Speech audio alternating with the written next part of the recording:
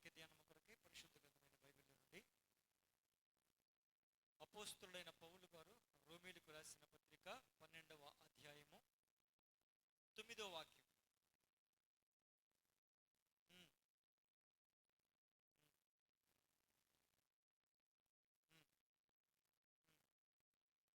మీ ప్రేమ నిష్కపటమైనదై ఉండవలను, చెడ్డ దానిని అసహించుకుని మంచి దానిని హత్తుకోవాలి అన్నాడు. ఇప్పుడు ఈ లోకంలో చాలా మంది ప్రేమలు ఉంటాయి, ఓకేనండి. అయితే అవి ఎలా ఉండాలి? మీ ప్రేమ ఎలా ఉండాలని చెప్పాడు? నిష్కపటము అంటే ఏంటి? కపటము లేనిదిగా ఉండాలి. అసలు కపటం అంటే ఏంటి అది తెలియాలిగా ముందు. కపటము అంటే ఏంటంటే నిజము కానిది నిజముగా ఉన్నట్లు నటించటం, లేని దానిని ఉన్నట్లుగా నటించటం అండి. అంత మాత్రమే కాకుండా చెప్పే మాటలకి విరుద్ధంగా ప్రవర్తించటం కపటం. కపటం అంటే ఏంటంటే లేని దాన్ని ఉన్నట్టుగా నటించటం. రెండు, చెప్పిన దానికి విరుద్ధంగా ప్రవర్తించటం. చెప్పిన దాన్ని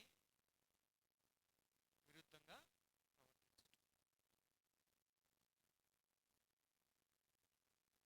ప్రైజ్ ది లార్డ్. ఓకేనా?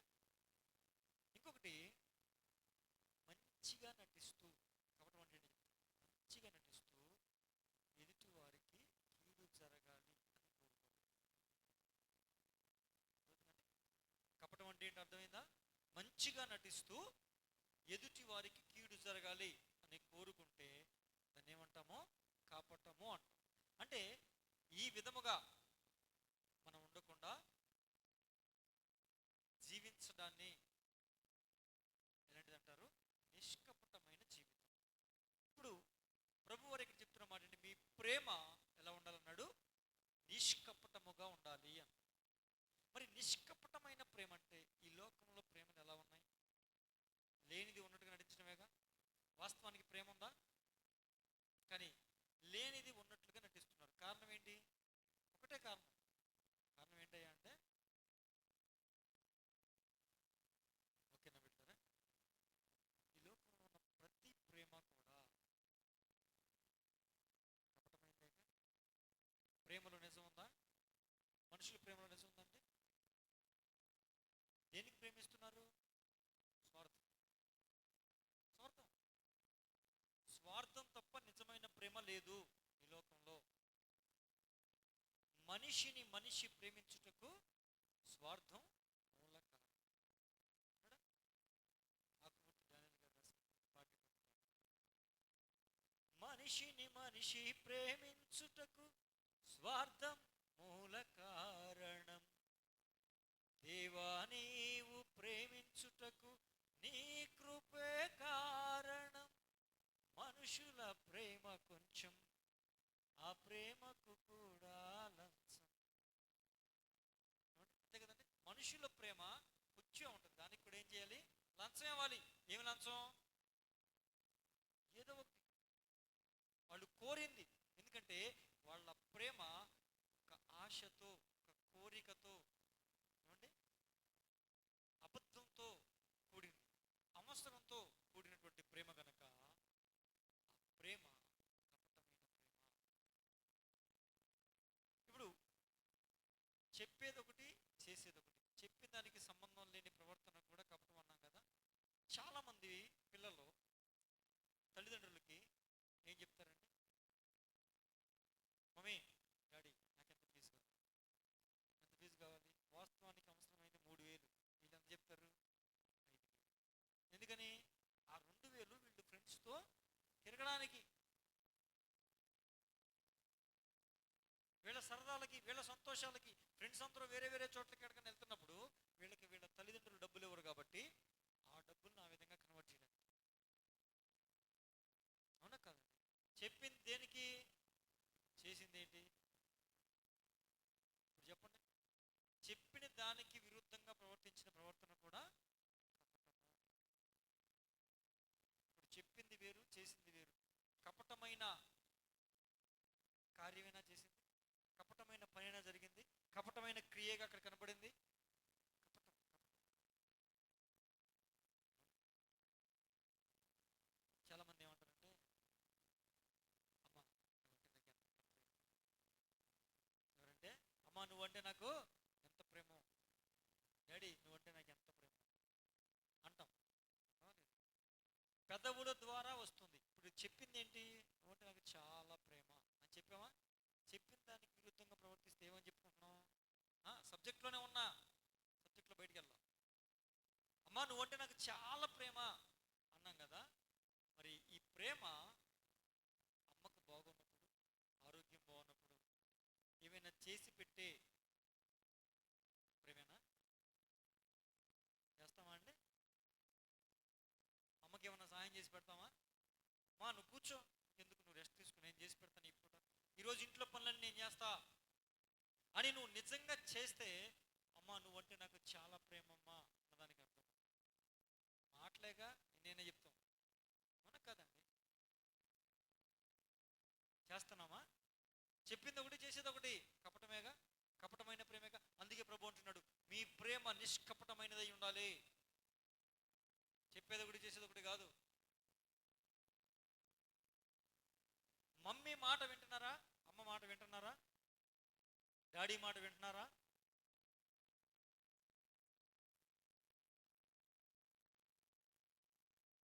అమ్మ మాట వింటున్నావా అండి?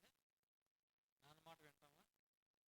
కానీ మాటల్లో మాత్రం నువ్వంటే నాకు చాలా ప్రేమ, చాలా ఇష్టం. ముద్దులు కూడా పెట్టేస్తాం. ముద్దు వచ్చినప్పుడు ముద్దులు పెడితే అమ్మ పొంగిపోతా, ముద్దులు పెడితే అమ్మకు సంతోషం. ఎప్పుడండి సంతోషం? అమ్మకి ఏమైనా సహాయం చేసి పెడితే, అమ్మకి ఏమైనా పని చేసి పెడితే, నాన్నకి ఏమన్నా అందించగలిగితే, చేదోడు వాదోడుగా ఉండి కనీసం ఇంట్లో పనులన్నా చేస్తే, అప్పుడు తల్లిదండ్రులకి సంతోషం. నాకు పిల్లలు ఉన్నారు, నా కష్టంలో, నా బాధలో, నా దుఃఖంలో నాతో నా పిల్లలు ఉంటారు, నాకు చేసి పెడతారు. వాళ్ళు చేయగలిగిందే. మాటలు చూస్తే ఒకలాగా ఉంటాయి, చేతలు చూస్తే మరలా ఎంత బాగోపోయినా ఆ తల్లే ఏం చేయాలండి? మొత్తం అన్ని చేసి పెడితే శుభ్రంగా కూర్చుని తింటారు. బాగోలేదని తెలుసు, లేవలేకపోతుందని తెలుసు, బలహీనంగా ఉందని తెలుసు, ఈ పూట పని చేయలేదని తెలుసు.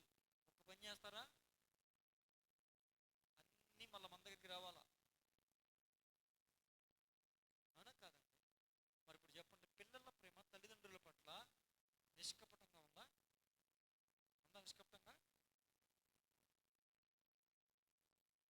మాటలు ఎన్నైనా చెప్పొచ్చు. అందుకే కపటము అనే దానికి ఏమన్నా అంటే, చెప్పే మాటలకి విరుద్ధంగా ప్రవర్తించటం. చెప్పేది ఒకటి, చేసేది ఒకటి. ఒక్క పని కూడా చేయరు కానీ, అమ్మా అంటే నాకు అసలా ఎందుకు అలా పొంగిస్తే మమ్మీ నచ్చినట్టు చేసి పెడతాం, అడిగిందల్లా తీసుకొచ్చి చేతికి అందిస్తాం. అలాంటి ప్రేమ కపటమైన ప్రేమ. అందుకే దేవుడు ఏమని మాట్లాడుతున్నాడండి? నిష్కపటమైన ప్రేమ కలిగి ఉండాలి. నిష్కపటమైన ప్రేమ కలిగి ఉండాలి. చెప్పేది ఒకటి, చేసేది ఒకటి కాదు. ఎంతైతే అంతే, దేనికైతే దానికి. ఎక్కడికి వెళ్తున్నావో అక్కడికి చెప్పి వెళ్ళాలి. కొంతమంది పిల్లలు ఉంటారు, వాళ్ళు చెప్పేది ఒక స్థలానికి వెళ్తామని, చెప్పేది ఒక పనికి వెళ్తామని, కానీ వాళ్ళు వెళ్ళేది ఎక్కడికి? వేరే దగ్గరికి. వెళ్ళేది ఎక్కడికి? వేరే దగ్గరికి. చెప్పేది ఒకటి, చేసేది ఒకటి అయితే కపటమేగా. అంతటి కపటమైన ఆ మనస్సు మనలో ఉంచుకుని ప్రభువా అంటే ఆలకించేస్తారా? ప్రేమలో కపటం. ఇక వేరే వేరే వేరే ప్రేమలు అయితే చెప్పాల్సిన అవసరం లేదు. ఏదో అవసరానికో వీళ్ళు వాళ్ళ అవసరాలకు వాడుకుంటారు, వాళ్ళు వీళ్ళని అవసరాలకు వాడుకుంటారు, అంతే. అంతకు మించి ఏమీ లేదు. ఆ విషయం అర్థమయ్యాక గగ్గోలుమని ఏడవటం తప్ప ఇంకేమీ లేదు.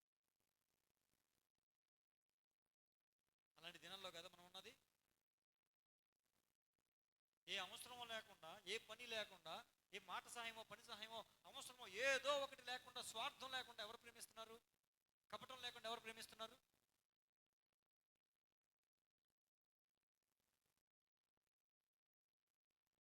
ఒకరికి డబ్బులు కావాలి, ఇంకోటి ఇంకేదో కావాలి. ఒకరికి సరదాలు కావాలి, ఇంకోటి ఏదో కావాలి. ఎవడి కోణం వాడిది, ఎవడి విధానం వాడిది. ఈ లోక ప్రేమలన్నీ కపటముగా ఉన్నాయి. అయితే దేవుని బిడలంగా మనం ఎలా ఉండాలని ప్రభు కోరుకుంటూ ఉన్నారంటే, మన ప్రేమ కపటముగా ఉండకూడదు, నిష్కపటమైనదిగా ఉండాలి అని ప్రభువు కోరుకుంటూ ఉన్నారు. దేవునికి స్తోత్రం కలుగును గాక. హల్లెలూయా. భార్యాభర్తల మధ్యలో ప్రేమలు ఎలా ఉంటాయి? అవి కపటమేగా, అంత మోసమేగా, బోటకమేగా. మాట విన్నట్లే కనిపిస్తారు, మాట వినరు. ఒక మాట చెబితే సరే అంటారు, చేయరు. కొంతమంది భార్యలు చిన్నపిల్లలకి ఎవరికంటే చిన్నపిల్లలకి జ్వరం వస్తే టౌన్కి తీసుకెళ్ళాలనుకోండి. జ్వరం వచ్చింది, టౌన్కి తీసుకెళ్తా అని చెప్తారు. టౌన్కి తీసుకెళ్ళి ఎందుకు వచ్చారు? జ్వరం వచ్చింది, హాస్పిటల్ చూపించి వెళ్ళిపోవాలిగా, లేకపోతే టౌన్లో ఏమన్నా కొనుక్కుని వెళ్ళిపోవాలిగా. సినిమాకి వెళ్తారు, అడిగి వెళ్తారంటే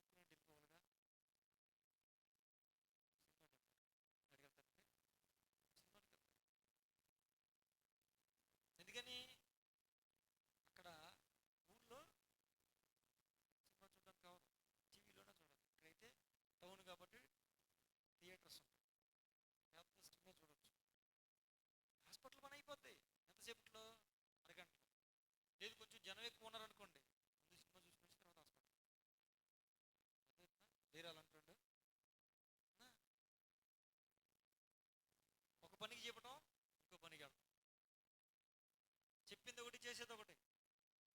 భర్త అంతే, ఇప్పుడే బయటికి వెళ్ళి వస్తా అంటాడు, ఆడిల్లేది ఎక్కడికో, చిన్న పని ఉంది, అర్జెంట్ పని ఉంది, కొంచెం రావడం లేట్ అవుద్ది. వీడి వ్యవహారం వేరు, వీడి తిరుగుళ్ళు వేరు, వీడి చేసే పనులు వేరు, వీడి కలిసే మనుషులు వేరు, అక్కడ జరిగించే పనులు వేరు, ఇక్కడ చెప్పింది వేరు. అంత కపటమే, అంత కపటమే. ఇక ఉద్యోగాలు చేయడం, చదువుకోవడానికి వేరే దగ్గర ఉండే హాస్టల్స్లో ఉన్న ఆడపిల్లైనా అంతే, మగ పిల్లైనా అంతే, రోడ్ల మీద పడి తిరగడమే. దేనికి తిరుగుతారు? నీకు ఉద్యోగం ఉంటే డబ్బులు కూడా వస్తాయిగా, ఇంకా విచ్చలవిడితనం. ఉద్యోగం వచ్చిన తర్వాత చేతికి డబ్బులు వస్తున్నాయని ఆ ఉద్యోగంలో సంపాదించిన డబ్బులు తల్లిదండ్రులకు ఇవ్వకుండా పిల్లలు సరదాలు, సంతోషాలు, అంతకుముందు వాళ్ళు ఏమేమైతే చేయాలనుకున్నారో అవన్నీ చేసి నాశనం అయిపోయిన పిల్లలు చాలామంది ఉన్నారండి, చాలామంది ఉన్నారు. తల్లిదండ్రులు ఏడ్చిన దాఖలాలు చాలా ఉన్నాయి. కొంతమంది అయితే ఎక్కడికి వెళ్తున్నాం, ఎందుకు వెళ్తున్నాం, ఎప్పుడు వస్తాం, ఇక అది కూడా చెప్పరు. కానీ అమ్మ నాన్న అంటే ఏముంది? ప్రేమ. నిజంగా ప్రేమ ఉంటే ఏం చేస్తాడు? అమ్మా నేను పలానా చోటుకి వెళ్తాను, పలానా గంటలకి వెళ్తాను, పలానా సమయానికి చెప్పాలా? తెలియాలి వద్దా అండి? ప్రతిదీ తెలియాలి. లోకములో వాళ్ళు ఎలా బ్రతుకుతున్నారో మనకు అనవసరం. లోపల వాళ్ళని అయితే సరి చేసుకోమన్నాడుగా, మనల్ని మనం సరి చేసుకుందాం. దేవుణ్ణి ఎరిగిన వారముగా, ప్రేమ పూర్ణుడైనటువంటి ప్రభువుని ఎరిగిన వారముగా. మన ప్రభువు ప్రేమలో కపటం ఉందండి? మనం అలా ఉండొచ్చా? దేవుని బిడ్డలముగా కపటము లేని ప్రేమను ఈ రోజు నుంచి కలిగి ఉందుముగాక. ఆమేన్. హల్లెలూయా. ఇక పరిశుద్ధుల్ని కానీ దైవజనుల్ని కానీ ప్రేమించే ప్రేమలో నిష్కపటం ఉందా అని అడిగాం అనుకోండి, చాలా మందికి ఉండదు. కపటంతో ప్రేమిస్తారు. ఎందుకని? ఆయన్ని బాగా ప్రేమిస్తే, ఎవరిని? పాస్టర్ గారిని బాగా ప్రేమిస్తే పెద్దగా పెడతాడు. పాస్టర్ గారిని బాగా ప్రేమిస్తే నన్ను బాగా పొగుడుతాడు. పాస్టర్ గారిని బాగా ప్రేమిస్తే పాస్టర్ గారిని బాగా అమ్మా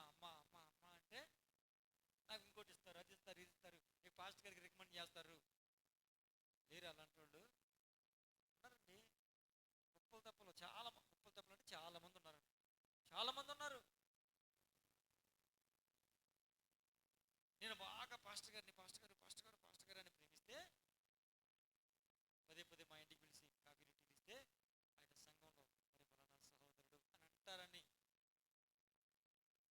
అలా అనకుండా ఉండండి.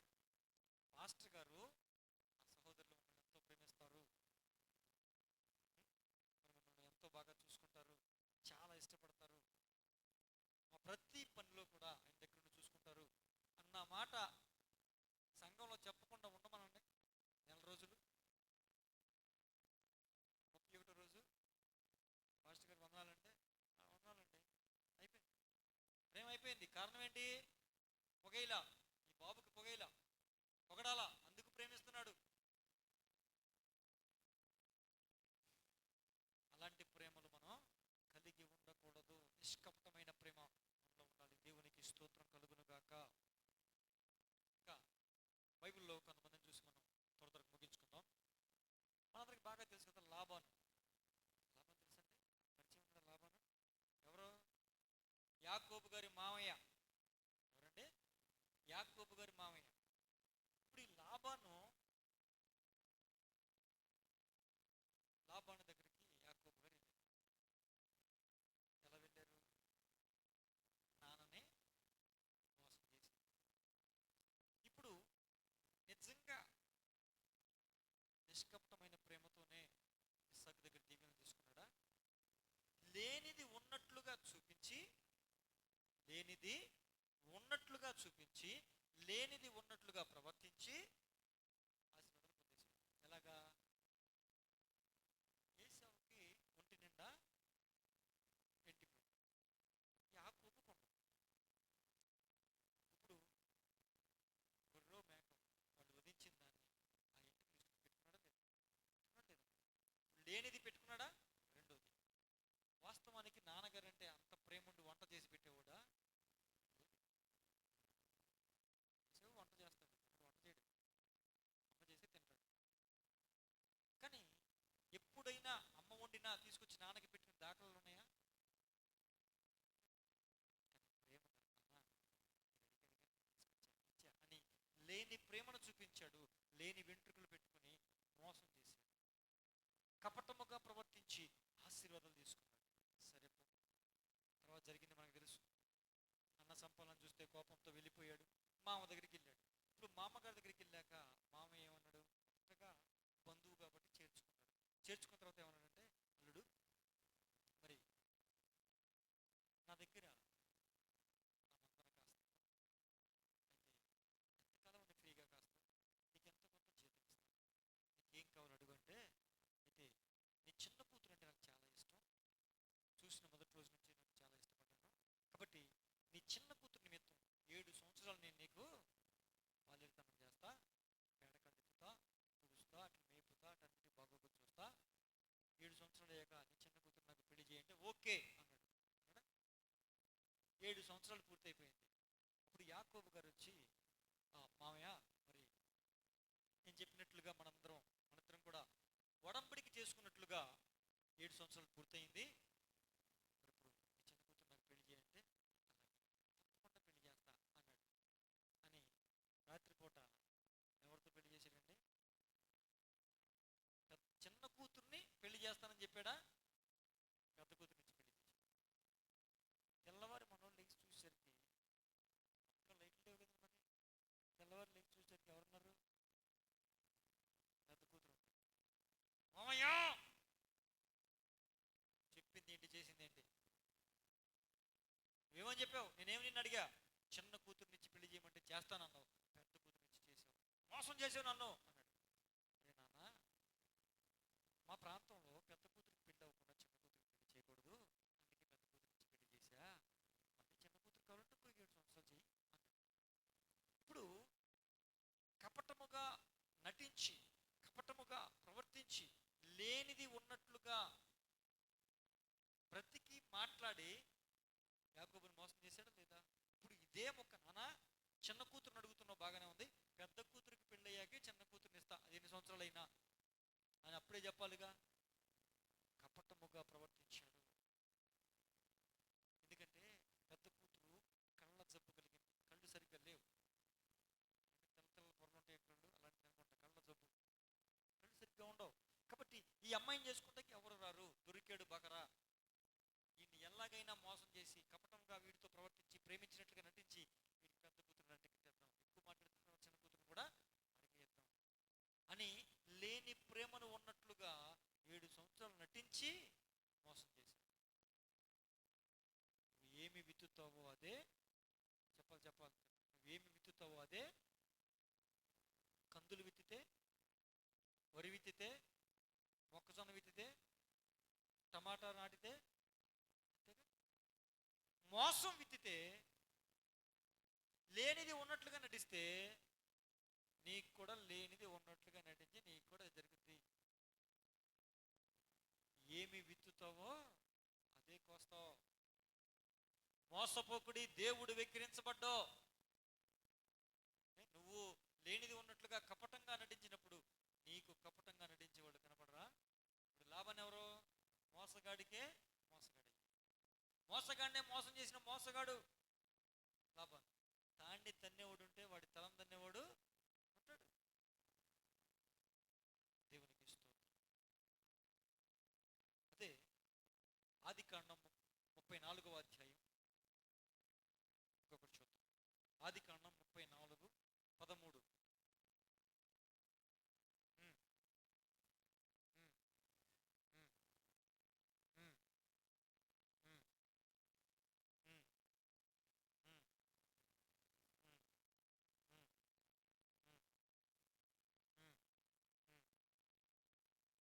చాలా. ఇప్పుడు యాకోబు కుమారులు, ప్రాముఖ్యంగా యాకోబు కుమారులలో షిమ్యోను, లేవి, వీళ్ళిద్దరు ప్రాముఖ్యం ఈ సందర్భం. ఇక్కడ యాకోబు కుమారులు అని రాస్తారు. అలా చదువుకుంటూ వెళ్తే అసలు ఎవరు ఆ ఇద్దరు పేర్లు రాస్తారు. ఇప్పుడు దీనా ఎవరండి? యాకోబు కూతురు, షిమ్యోనుకి లేవికి చెల్లి.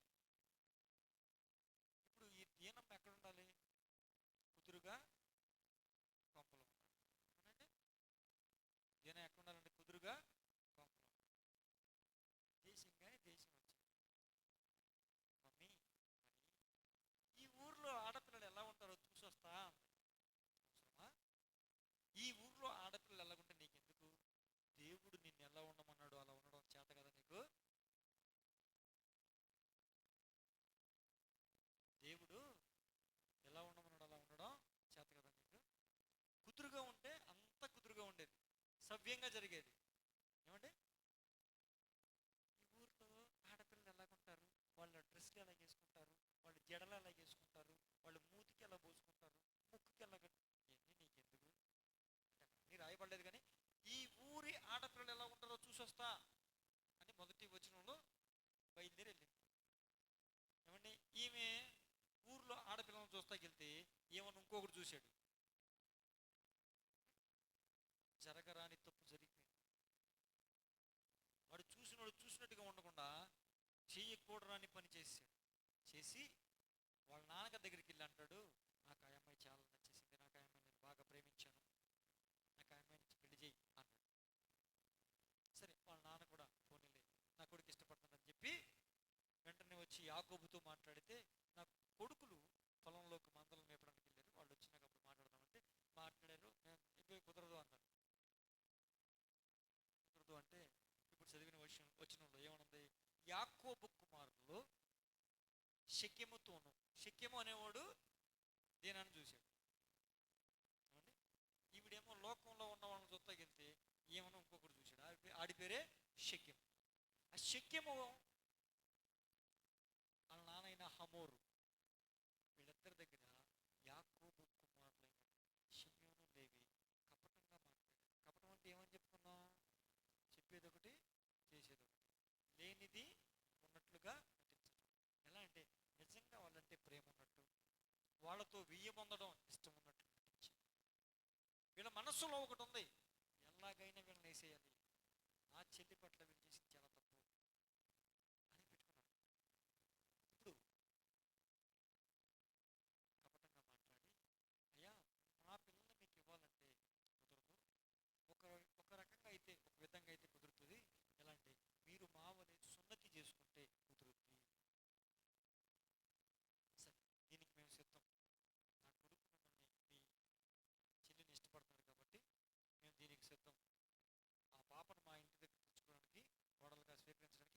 చేస్తాం అని వాళ్ళు సున్నతి పొందడానికి కూడా ఇష్టపడి ఆ ఊర్లో వాళ్ళందరికీ చెప్పి ఆ ఊర్లో ఉన్న పురుషులందరినీ కూడా ఒప్పించి ఈ ఒక్క అమ్మాయి కోసం ఒప్పించి సున్నతి పొందారండి. సున్నతి పొందడం అంటే ఏంటి? పాత నిబంధనలో గోప్యాంగ చర్మాన్ని గాయపరుచుకోవటం అంటే చాలా బాధ, చాలా నొప్పిగా ఉంటుంది, కష్టం, ఇక పనులు చేయడం కొంచెం కష్టం అవుతుంది. ఇక మూడో రోజున వాళ్ళు చాలా బాధతో ఉన్నారు సున్నతి పొంది, చాలా బాధతో ఉంటే ఇంకా లెగలేని కదలలేని పరిస్థితి, త్వరగా వాళ్ళని వాళ్ళు డిఫైన్ చేసుకోలేని పరిస్థితి. ఇదే మిక్కిలి అనుకూలమైన సమయం అనుకున్నారు. లేవి, షిమ్యోను ఇద్దరు వెళ్ళిపోయి ఆ ఊర్లో ఉన్న మొత్తం మగవాళ్ళందరినీ చంపేశారు. చంపేసి యాకోబు దగ్గరికి వస్తే, వాడు ఎంతమంది చేశారా మీరు? మనం కొద్దిమంది జనం, వాళ్ళను విస్తారమైన జనం, చచ్చిపోతాం అంటే మళ్ళీ దేవుడికి మొక్కితే నోరు మూయి, మర్యాదగా బేతేలుకు రా అని చెప్పాడు. సరే, అది వేరే విషయం. ఇప్పుడు ఇంతలాగా కపటముగా మాట్లాడి లేవి, షిమ్యోను కపటంగా మాట్లాడి వాళ్ళందరినీ చంపడానికి, నరహంతకులు అవడానికి కారణం ఎవరు? కుదురు తక్కువ మనిషిగా. కుదురుగా కొంపలో ఉంటే ఎలా ఉండేది? ఆడపిల్లలు కుదురుగా ఇంట్లో ఉండాలి, అవసరం అయితే తప్ప బయటికి వెళ్ళకూడదు. సాయంత్రం అయితే చాలు కొంతమంది, ఎక్కడ కనపడతారండి? ఏమ్మా ఎక్కడ కనపడతారమ్మా? సెంటర్లో పనిచేసేది మీరు, పని పాట ఏమి ఉండదండి. కాలేజ్ నుంచి రావటం, కొంతమంది యూనిఫామ్తోనే తిరుగుతారు, కొంతమంది పనుల మీద తిరుగుతారు, కొంతమంది కేవలం మళ్ళీ డ్రెస్ మార్చేసి ఊరికే. దేనికంత అవసరం ఏంటి నీకు?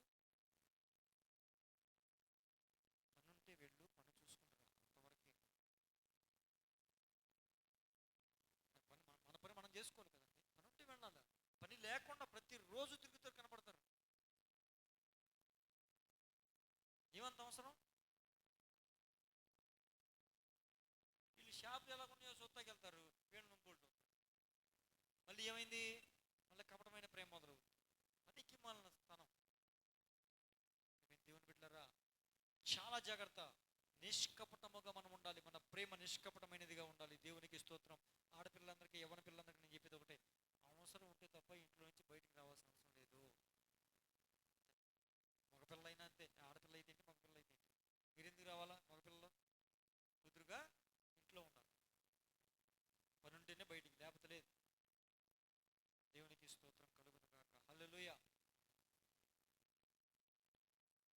ఇంకా యెహోషువ గ్రంథం మరొక విషయం చూద్దాం. 24:14. 24:14.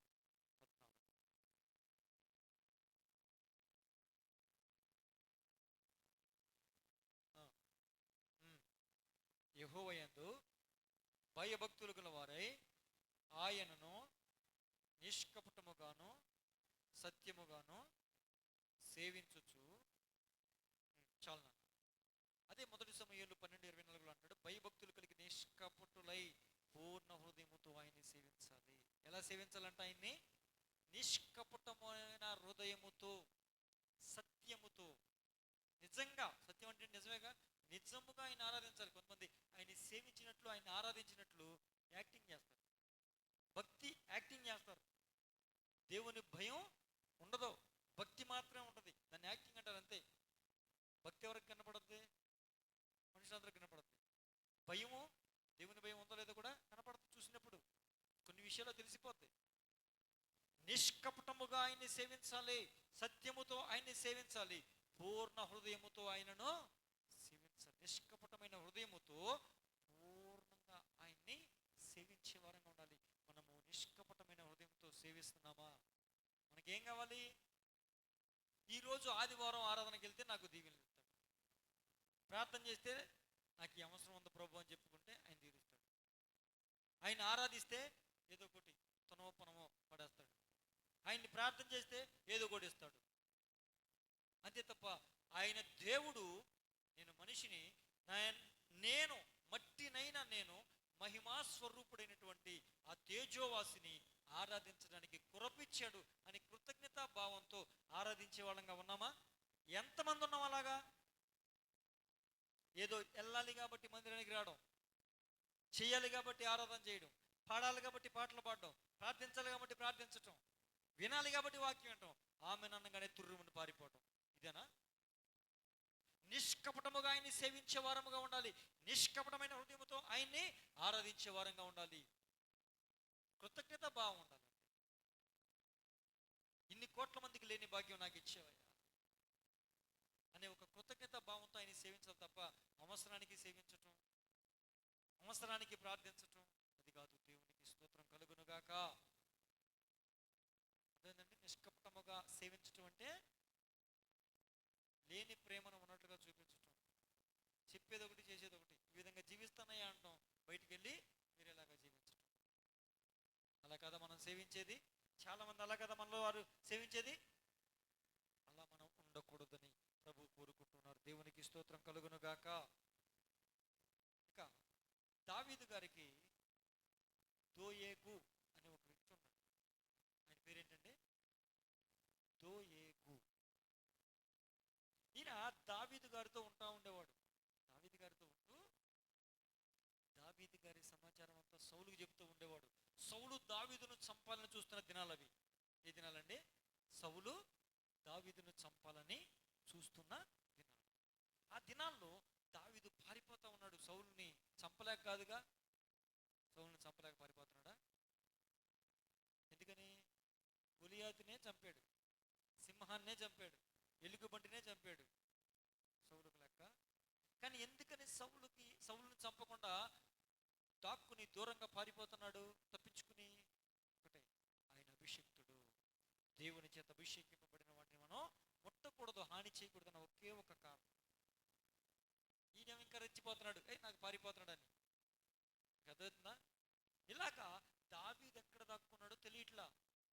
యెరూషలేము చుట్టూ కొండలే కదండి. ఆ యెరూషలేము ప్రాంతం కొండల్లో అంతా కూడా చిన్నప్పుడు గొర్రెల్ని మేకల్ని మేపినోడు కదా మనోడు, మందరం మేపినోడు కదా గొర్రెల మందని. ఎక్కడ ఏ కొండలో ఎలా దాక్కోవచ్చు ఏంటి ఆ చుట్టుపక్కల ఆ ప్రాంతం అంతా తెలిసినవాడు. సౌలుకి ఏమీ తెలియదు. కానీ దావీదు ఎక్కడ దాక్కున్నా సౌలు తెలిసిపోతా ఉంది. దావీదు ఎక్కడ దాక్కున్నా సౌలుకి తెలిసిపోతా ఉంది.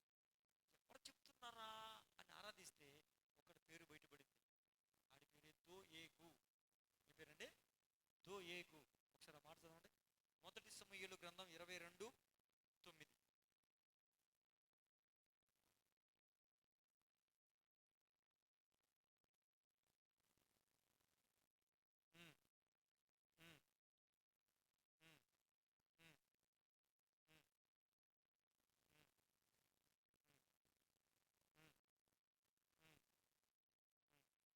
చూసారా? చెప్పాడా సౌలు గారు? యెష్షయి కుమారుడైన దావీదు పలానా చోట దాక్కోవడం నేను చూసా, మీరు ఇలా చేసేయచ్చు. ఇప్పుడు ఇన్ఫర్మేషన్ అంతా ఎవరిస్తున్నారు? దోయేగిస్తున్నాడు. దావీదుతో ఉంటున్నాడు. దావీదు గురించి మొత్తం అంతా ఎవరు చెప్తున్నాడు? మనలో కూడా చాలా మంది అంతేగా, మనతో ఉంటారు, మనతో మంచిగా మాట్లాడతారు, మన విషయాలన్నీ రాబట్టుకుంటారు.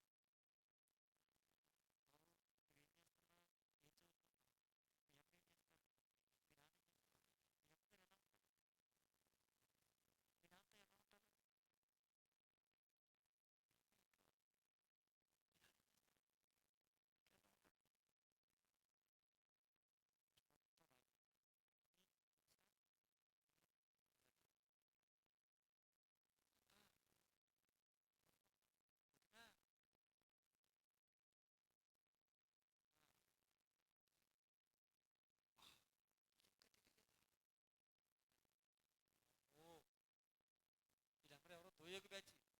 ఇక్కడ ఇన్ఫర్మేషన్ అంతా మనతో, మళ్ళీ మనతో మంచిగానే మాట్లాడతారు, మనతో ఉన్నట్లే అసలు మనం అంటే ప్రేమ ఉన్నట్టు నటిస్తారు వాళ్ళు. ఇన్ఫర్మేషన్ మొత్తం లాగేస్తారు. అందుకే ఎవడన్నా ఏమన్నా అడిగితే మొత్తం చెప్పేయాలా? ఒక మొక్క కూడా చెప్పొద్దు. మొత్తం కాదు, అసలు ఒక మొక్క కూడా చెప్పొద్దు దేవుడికి. దగ్గర మొత్తం ఇన్ఫర్మేషన్ లాగి ఎండలో బట్టలు ఆరేస్తే ఎలా కనపడతాయో అందరికీ అలా మొత్తం ఆరేస్తారు. ఒకటికి రెండు కలిపి చెప్తారు. అవునా కదా? ఇలాంటి దోయేగులు ఉంటారు. వాళ్ళు కపటమైన ప్రవర్తన కలిగిన వారు. అలాంటి దోయేగులుగా మనం ఉండకూడదు. మన దగ్గర అలాంటి దోయేగులు ఉంటారు, జాగ్రత్త పడాలి. రెండు చూసుకోవాలి. సోయేగులాగా, అంటే ఇతరుల కూర్చిన విషయాలు ఇంకొకరికి మనం చెప్పేవారంగా ఉండకూడదు. ఇక్కడ విషయాలు అక్కడ, అక్కడ విషయాలు ఇక్కడ చెప్పేవారంగా మనం ఉండకూడదు. మన విషయాలు కూడా ఇంకొకటి వెళ్ళి చెప్పడానికి అవకాశం ఇవ్వకూడదు. అర్థవుతున్నానా? నిష్కపటముగా మనం ఉండాలి. దేవునికి స్తోత్రం కలుగును గాక. హల్లెలూయా. దేవునికి స్తోత్రం. ఇక సౌలు గారు, ఎవరండి?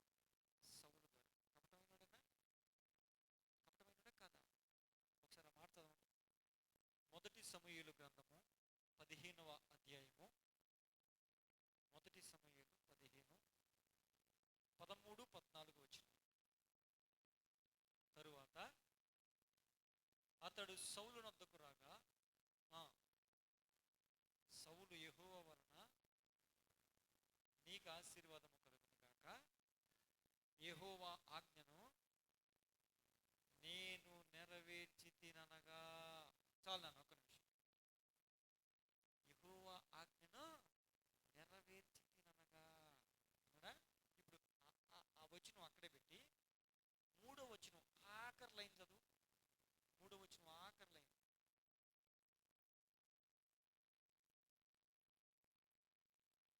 ఆ, ఆ, ఆ, చాలు. ఇప్పుడు 15వ వాక్యం, 14. ఉమ్, ఉమ్.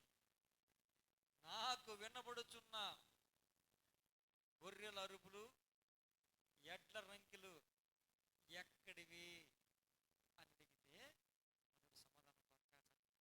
నేను చెప్తాను. ఇందాకేమన్నాడంటే, సౌలు ఇందాకేమన్నాడు? యెహోవా ఆజ్ఞను నెరవేర్చి తిని అని సమూయేలు గారితో చెప్తున్నాడు. ఆల్రెడీ సమూయేలు గారు ఎవరో? ప్రవక్త, దైవజనుడు. ఆల్రెడీ యేసు ప్రభు సమూయేలుకి చెప్పి పంపించాడు, ఒరే నాయన, నేను చెప్పింది ఒకటి, ఆడు చేసింది ఒకటి. అర్థమవుతుందా? నేను బొత్తిగా నాశనం చేయి అని చెప్పానా? 3 ఆఖర్లు అదేనా చదివారు? బొత్తిగా అక్కడ ఏమీ కూడా తేవద్దు, మొత్తం అంతా నాశనం చేసినామంటే వీడు తెచ్చుకుని పెట్టుకున్నాడు రా, ఇది ఆడితో మాట్లాడు అనా అని చెప్పి పంపిస్తే, దేవుడు చెప్పిన మాట విని, అవునా ప్రభువా, నేను ఇప్పుడు వెళ్ళి అడుగుతా అంటానే. ఓ పాస్టర్ గారు, ప్రైజ్ ద లార్డ్, దేవుడు మిమ్మల్ని దీవించును గాక. ఆ మాట ఎవరన్నది? పాస్టర్ గారు. రాజు అయితే ఎవడ గొప్ప? ఆ రాజుగా నిన్ను అభిషేకించింది ఆ పాస్టర్. అవునా కదండి? పాస్టర్ గారు దేవుడు నిన్ను దీవించును గాక అనాలి. ఈ తిరిగి మనోడే దేవుడు దీవించను గాక. పాస్టర్ గారు, సమూయేలు గారు, దేవుడు మిమ్మల్ని దీవించను గాక. దేవుడు నాకు ఆజ్ఞాపించింది మొత్తం చేసేసా. మొత్తం చేశాడా? చెప్పింది ఒకటే, చేశాడు. అవునా కదండి? ఇప్పుడు ఏమన్నాడు? అలాగైతే వినబడుతున్న గొర్రెల అరుపులు, ఎడ్ల రంకులు ఎక్కడంటే అని అనుకోలేదండి. కంగారు పడలా. చెప్పేస్తున్నాడు మనిషి. అసలు ఎంత కపటమో చూసారా? చేసిందేంటి? అక్కడ మంచివన్నీ తెచ్చి దాచుకున్నాడు, ఇవి మనకు ఉపయోగపడతాయి అని. పనికిరాని అన్ని చంపేసి వచ్చాడు, నాశనం చేసి వచ్చాడు. దాచుకుని దొరికిపోయేసరికి తడువుకోకుండా అబద్ధం చెప్పాడు. అగా నీ ప్రజలు నీ దేవుడైన యెహోవాకు బలి ఇవ్వడానికి శ్రేష్టమైన వాటిలో కొన్ని తీసుకొచ్చాను.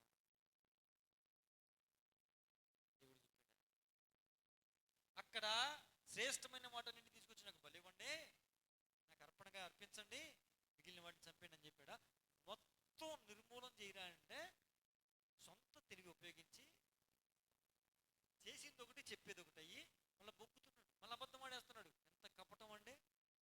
ఎంత కపటం! ఎంత లేదా? ఎంత కపటమే సౌలు. అందుకే పోయాడు. కపటముగా ప్రవర్తిస్తే ప్రణాళిక పోతుంది. కపటం ఉండకూడదు.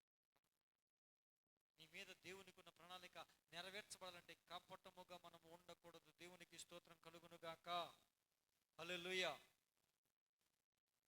అందుకే మత్తయి సువార్త 10:16 అంటాడు ప్రభువారు, నేను మిమ్మల్ని తోడేళ్ల యొద్దకు గొర్రెల మందరింటికి పంపుతున్నాను, పాముల వలె వివేకము కలిగిన వారుగా, పావురముల వలె నిష్కపటముగా మీరు ప్రవర్తించండి, నిష్కపటముగా మీరు జీవించండి అని చెప్పి. పావురములోనంట చేదే మాత్రం ఉండదంట.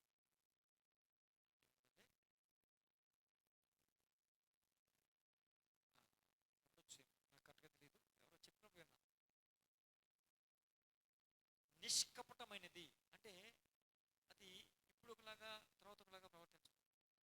తన రెండు ఉంటాయి కదండి, మగ పావురం ఆడ పావురం రెండు ఉంటాయా? ఇప్పుడు ఆ రెండు జోడుగా ఉంటాయి కదా. ఒకవేళ మగ పావురం చనిపోయింది అనుకోండి, వాళ్ళ ఆడు పావురం ఇంకొక దానితో జత కట్టదు. ఒకవేళ ఆడ పావురం చనిపోయింది అనుకోండి, మగ పావురం ఇంకొక దానితో జత కట్టదు. ఇక అలా ఒంటిగా ఉండి చనిపోద్ది అంతే, కపటముగా ఉండదు. అలాగా పావురము వలె నిష్కపటముగా ఉండాలి అని ప్రభువారు చెప్పారు. దేవునికి స్తోత్రం. అలాగే నతనయేలు నతనయేలు అనే వ్యక్తి కోసం యేసు ప్రభు వారు మాట్లాడుతున్న మాట ఏంటంటే, ఇశ్రాయేలీలలో ఇతడు నిష్కపటమైన వాడు. అది దేవుడిచ్చిన సాక్ష్యం. ఇశ్రాయేలు జనాంగంలో ఇతడు నిష్కపటమైన వాడు. అలాంటి సాక్ష్యం మనం గురించి ప్రభు చెప్పగలడా? అలాంటి ప్రవర్తన మనం కలిగి ఉండాలా వద్దా? ఆ సాక్ష్యాన్ని పొందుకోవాలా వద్దా? దేవునికి స్తోత్రం. అందుకే అపోస్తుల కార్యాలు 2:47లో ఆదిమ సంఘం అంతా కూడా ఎలా ఉన్నారో తెలుసా అండి? ఆనందముతోనూ నిష్కపటమైన హృదయముతోనూ ఆహారము పుచ్చుకొనుచుంటిరి. సంఘం అందరూ కూడా కలిసికట్టుగా ఉన్నారు. కపటం ఏమాత్రం కూడా లేదు. కపటమైన ప్రేమలు కాదు, అవసరానికి స్వార్థానికి వాడుకునే ప్రేమలు కాదు, పైకి ఒకటి లోపల ఒకటి కాదు. అక్క నువ్వు ఎంత బాగా పాడతావో అని ఇక్కడ, ఏదో నోరేసుకుని పాడుతుంది, ఏం పాటది, నేనే ఇంకా బాగా పాడతా అని అక్కడ. లేరా అలాంటి సంఘాల్లో? లేరా? తెలియమనమ్మా, ఉంటానమ్మా అంటే ఇక్కడ ఒకలాగా మాట్లాడతారు, అక్కడ ఇంకొకలాగా మాట్లాడతారు. కపటం, కపటం. ఇక్కడ చెప్పేది ఒకటి, అక్కడ చేసేది ఒకటి. అక్క నువ్వు పాట పాడితే చెవుడికి ఎంత సూపర్ ఉంటుందో అని ఇక్కడ. అక్క ముందు, అక్క లేనప్పుడు ఏదైనా వేసుకుని వాడితే మైక్లో పాస్ట్ గారికి కనీసం ఆవిడకి ఇవ్వకుండా మానేస్తే బాగుంటుంది. అందరికన్నా ముందు వచ్చి రెడీగా తయ్యమంటే వచ్చి కూర్చుంటుంది అని అక్కడ.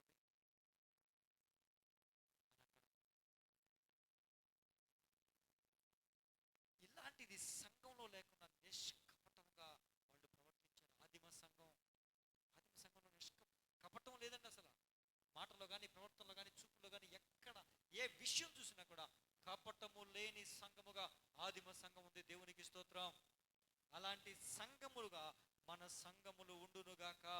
ఈ సార్వత్రిక సంఘం ఆ విధముగా మారునుగాక. అలాంటి కృప మన సంఘములు పొందుకొందునుగాక. మనము కూడా నిష్కపటమైన హృదయముతో ఆయనను సేవించుదుముగాక. నిష్కపటమైన వ్యక్తులమని ప్రభువు చేత సాక్ష్యము పొందుకొందుముగాక. చెప్పేది ఏదిగా ఉంటుందో చేసేది కూడా దాన్నే మనము చేయుదుముగాక. నిష్కపటమైన ప్రవర్తనతో ప్రభువు యందు నిర్దోషులముగా మనము నిలబడుదుముగాక. అట్టి కృప ప్రభువు మనకి దయచేయునుగాక. మన విశ్వాసము కూడా నిష్కపటమైన విశ్వాసముగా ఉండునుగాక. 1 తిమోతి 1:5 అంటాడు, నిష్కపటమైన విశ్వాసము కలిగిన ప్రేమతో అంటాడు. ఫిలిప్పి 1:11 అంటాడు, క్రీస్తు దినమునకు నిష్కపటముగా నిర్దోషముగా మీరు ఉండాలి అంటాడు. దేవునికి స్తోత్రం. నిష్కపటముగా నిర్దోషముగా ఉన్నవారే ప్రభు దినములో ఎత్తబడతారు. దేవునికి స్తోత్రం. అలాంటి నిష్కపటమైన జీవితమును మనము కలిగి ఉందుముగాక. ప్రభు చేత అది పొందుకుందుముగాక. నిష్కపటముగా మనము జీవించుదుముగాక. ఆ నిష్కపటముగానే ప్రభువు సన్నిధిలో ప్రభు దినమందు కడబోర మోగగానే ఎత్తబడుదుముగాక. అట్టి కృప ప్రభు మనందరికీ దయచేయునుగాక. మనమందరము కూడా నిష్కపటమైన ప్రేమను కలిగి